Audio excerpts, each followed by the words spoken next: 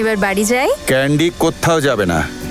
Candy, তুমি এখানেই থাকবে তো দাদুর কাছে? হ্যাঁ, দাদু ভাইয়ের কাছে আর এই বক্সার আঙ্কেলের কাছে থাকবো আমি।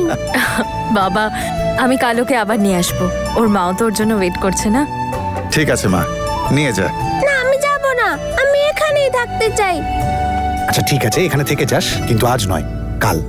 কাল তনু আন্টি তোর মায়ের থেকে পারমিশনও নিয়ে আসবে আর জামা কাপড়ও নিয়ে আসবে। ঠিক আছে। আজকে আমাকে দেখতেই হবে যে তনুর কোন কলিগের ছেলে এই ক্যান্ডি।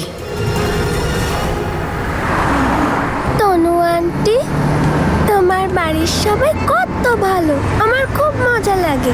আচ্ছা, তুমি থাকতে চাও ওখানে? হ্যাঁ।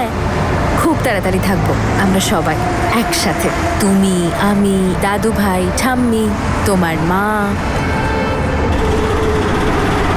আমাদের পিছু নিতে হবে ওদের, তাড়াতাড়ি চালান।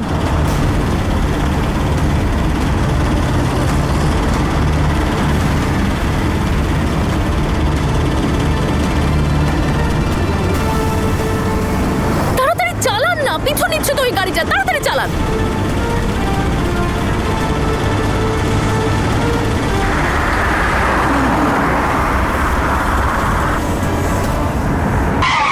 দাদা, গাড়িটা থামান, তাড়াতাড়ি তাড়াতাড়ি।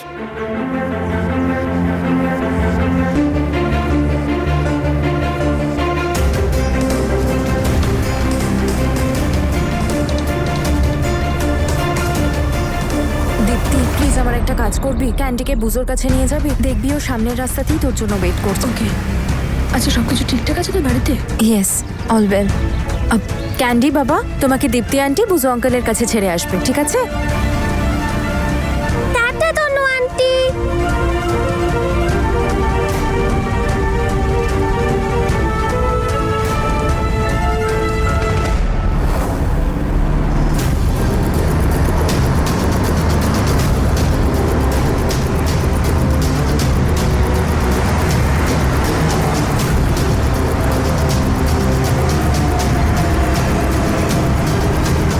হ্যালো দীপ্তি, মার্কেটের পিছনে আমার সাথে একটু দেখা করবি? একটু আর্জেন্ট। আজ তো বেঁচে গেছি, কিন্তু তাড়াতাড়ি কিছু একটা করতে হবে।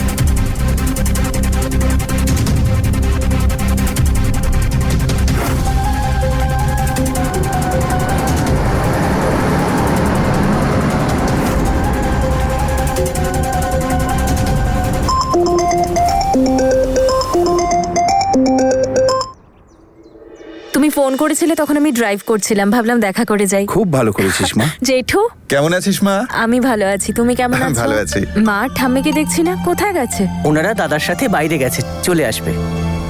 মা তুই ভালো আছিস তো? আমি তো একদম ঠিক আছি, কিন্তু তোমাদের সবার কি হয়েছে?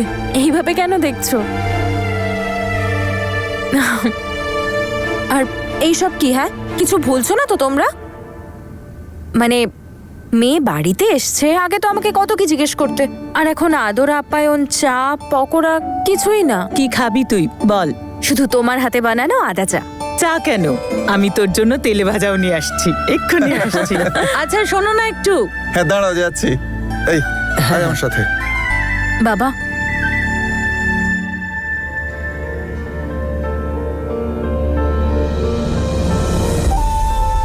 আমার তো অধিকারই নেই তোকে জিজ্ঞাসা করার যে তুই কেমন আছিস। আমি একদম ঠিক আছি বাবা। ওখানে সবাই আমাকে খুব ভালোবাসে, আমার খুব খেয়াল রাখে। মেয়ে আনন্দে আছে কিনা একজন বাবার মন তাকে জানিয়ে দেয়। তুই যখন বলছিস আমি মেনে নিচ্ছি। আর এখন তুই আমার একটা কথা শোন, তুই নিজের জীবনটাকে নিজের মতো সাজা, ভুলে যা সবকিছু। সেটাই চেষ্টা করছি। আর এই বাড়ির দরজা আর তোর বাবা মার বুক সবসময় তোর জন্য খোলা। আমি জানি বাবা, আর সঠিক সময় এলে আমি ঠিক চলে আসব। আচ্ছা বাবা, আমার রুম থেকে কয়েকটা সার্টিফিকেটস নেওয়ার আছে, কলেজে সাবমিট করতে হবে, নিয়ে আসছি। হ্যাঁ হ্যাঁ হ্যাঁ, নিয়ে নে। ঠিক আছে।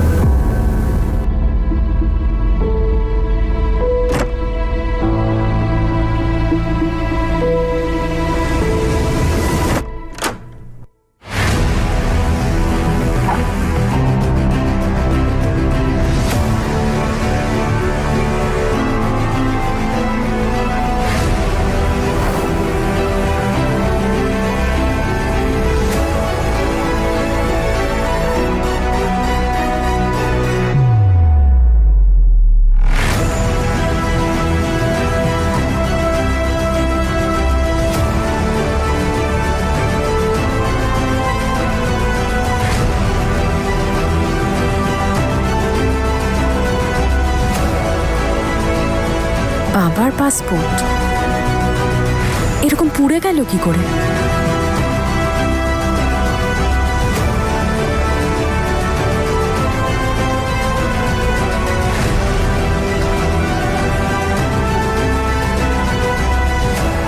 জ্যাসমিনের পাসপোর্ট এটা তো হারিয়ে গেছিল, তাই না? ব্যাপারটা কি?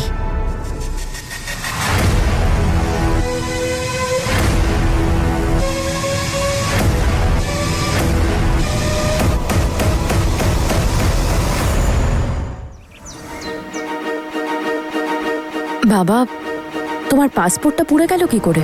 এসব কিছুই জ্যাসমিনেরই কাজ।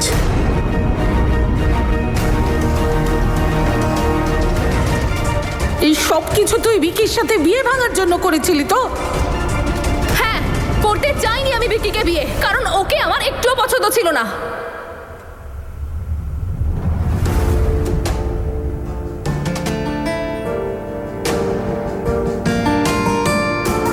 এই বক্সার আঙ্কেলটা আমার মাম্মার ওল্ড ফ্রেন্ড, বুঝেছো? এ ছেলেটা কার? আমার একজন কলিগ আছে, ওরই ছেলে। তুই যতই নাটক কর তনু, আমি জানি ওটা ক্যান্ডির মা ছিল না। প্রথমে মিথ্যে কথা বললো পাসপোর্ট হারিয়েছে, তারপর নতুন পাসপোর্ট বানানোর নাটক শুরু করলো।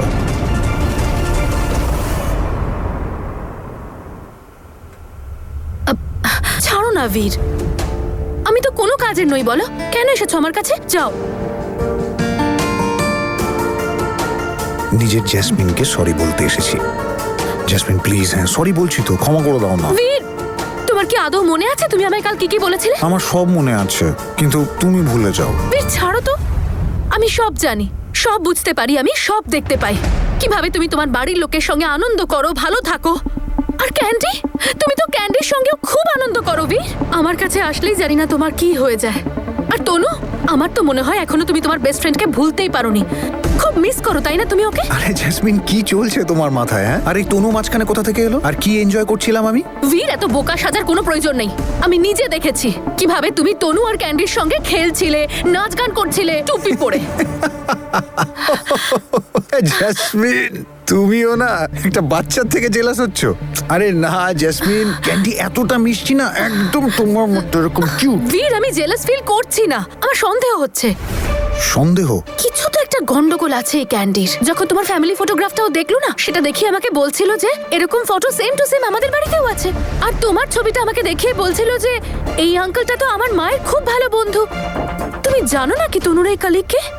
কই না তো, আমি চিনি না। আরে জ্যাসমিন ছাড়ো না বাবা, বাচ্চা ছেলে, বাচ্চারা কত কিছুই বলে দিয়েছে এমনি একটা। বীর, এভাবে কেউ কি করে বলতে পারে? আর আমি তো অবাক হয়ে যাচ্ছি যে এত কম টাইমে তুমি ক্যান্ডির সাথে কি করে এতটা অ্যাটাচ হয়ে গেলে।